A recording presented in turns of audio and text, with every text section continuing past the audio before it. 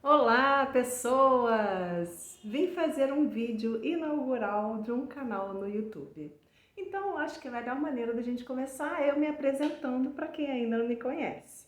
Eu sou Hanna, sou psicóloga, né? Já não atuo na área já tem alguns anos, mas sou psicóloga de formação, pós-graduada em medicina chinesa, estudante de nutrição e uma mulher em perimenopausa. E por que fazer um canal especificamente para dizer dessas coisas? Aqui a gente vai falar sobre saúde da mulher, longevidade e tudo que tem a ver com esse período de transição da perimenopausa, do climatério, menopausa, transição do período fértil e reprodutivo para essa nova fase em que a gente não só perde a capacidade de reproduzir, mas tem muito mais perda aí nessa história, né?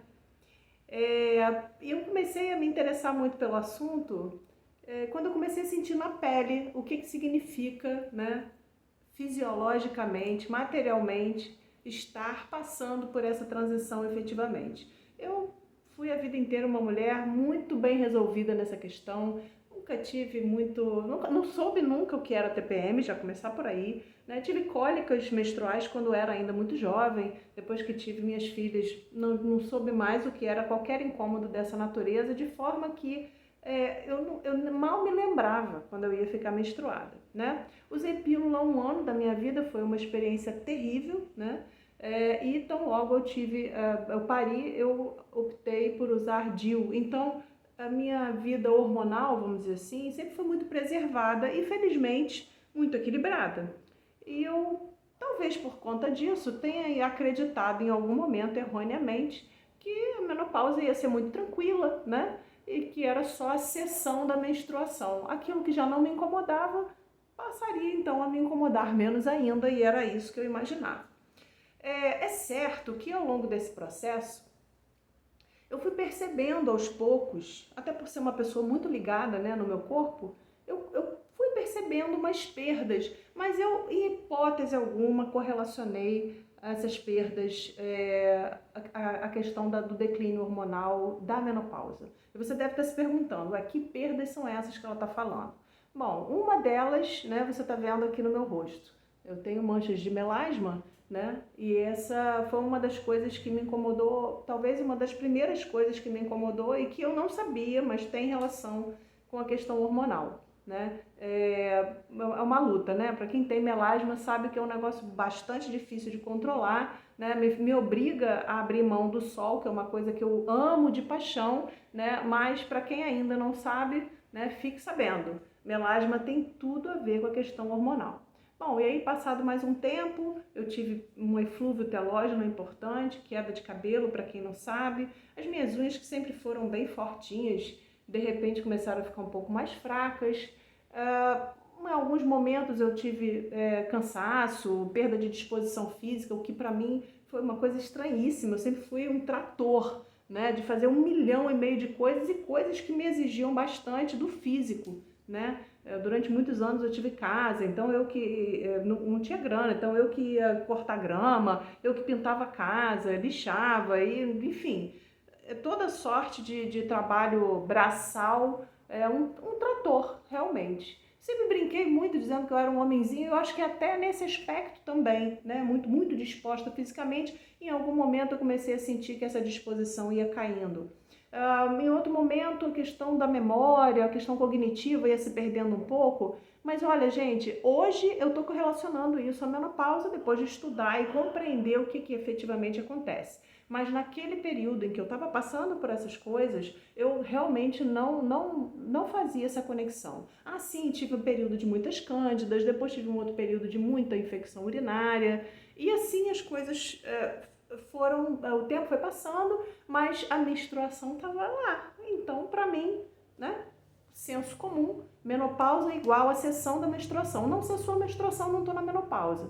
Né? E a despeito de eu ter, em vários momentos, pedido aos médicos que avaliassem isso, como no laboratório, né, não aparecia nada que efetivamente dissesse ali, não, ela realmente está na menopausa, os médicos também me consideraram fora da linha, né? Esses sintomas que você está sentindo não tem nada a ver com menopausa. Deve ser uma outra coisa, né? E aí, quando realmente as coisas vai afunilando, esses sintomas, eles começam muito suaves e depois eles vão ficando piores, né? Realmente vai afunilando até que você cai a ficha e fala, caramba, não são coisas soltas, essas coisas têm alguma coisa a ver. E quando eu comecei a perceber que realmente tinha alguma coisa a ver, eu comecei a estudar muito, né, para poder compreender o que estava acontecendo, né? Como eu disse, eu não tinha a menor expectativa negativa em relação a esse período. A minha mãe nunca se queixou, né, de menopausa, e eu tinha em relação à menopausa a mesma impressão que eu tinha em relação à TPM. Ah, isso é frescura. Deve ser uma ou outra mulher só que tem esse negócio, né? E para minha surpresa, eu tô aí no rol das mulheres que têm inúmeros sintomas, né? Quer dizer, eu já listei alguns, depois vieram fogachos, depois veio atrofia vaginal, depois veio dificuldade orgástica, enfim. Aí vem a onda, né? Vem com tudo. E aí eu precisava saber o que fazer com isso, né? Quando a gente fala de reposição hormonal, a maior parte das vezes a gente se lembra de câncer, né? Porque é essa mensagem que a gente escuta.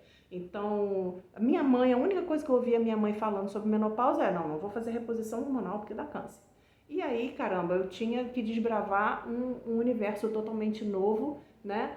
Muitíssimo incomodada com vários desses sintomas. E aí, o que eu tinha que fazer? Era estudar, né? Já que eu ia aos médicos e os médicos diziam que eu não estava na menopausa, portanto não havia nada que fazer.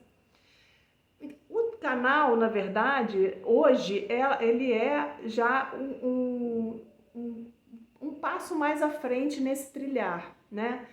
Quando eu fui começando a juntar as pecinhas, eu comecei a conectar com algumas amigas que também estavam na mesma faixa etária ou que em algum momento haviam me contado um pouco sobre o que estavam passando, né, nessa transição. E aí esse grupo foi crescendo, né? Esse grupo um grupo no WhatsApp, né? É um grupo que, no primeiro momento, eram minhas amigas, né, reais, vamos dizer, físicas, né?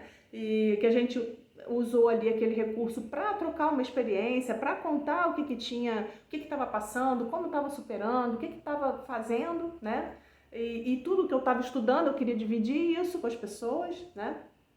Eu nomeei carinhosamente Além das Amoras, exatamente como o nosso canal aqui, né? Porque eu queria muito que tivesse algo mais além de beber chá de amora, né? Porque afinal de contas, tudo me leva a crer que eu vou passar uma boa parte da minha vida flutuante nessa transição, né? E aí esse grupo foi crescendo, né? A gente foi juntando mais mulheres, mais mulheres até que eu, né, não pude ainda conhecer fisicamente, né? Por estarem em outros estados. E aí os conteúdos foram crescendo muito e a gente resolveu montar então um mural de conteúdos no Facebook, que é um grupo fechado. E aí você vai perguntar, ué, mas por que fechado? Porque eu frequento outros grupos de menopausa e eu percebo que há um embate, o embate é algo muito comum, né?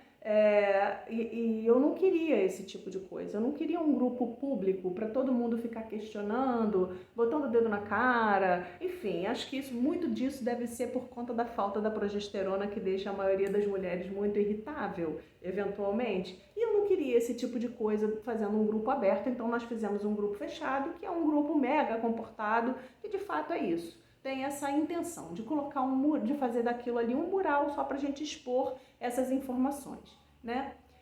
Mas aí começaram a aparecer mulheres que não tinham Facebook, né? E eu comecei a perceber que não estava sendo muito democrático. E junto com isso, eu já tenho um monte de videozinhos gravados que poderiam alimentar um canal que fosse mais democrático. E aí então eu resolvi abrir esse canal aqui no YouTube, que eu estou inaugurando hoje, mas que vocês vão ver, eu vou postar aqui vídeos que são anteriores, bem anteriores, né, a essa data e que, enfim, né, vai contar um pouco dessa trajetória. E a gente vai continuar produzindo vídeo, e a gente vai continuar produzindo conteúdo, e a gente vai continuar alimentando esse canal. Se você achou interessante, compartilha. A gente vai se falando. Um beijo! E ó, tem muito mais coisa além das amoras.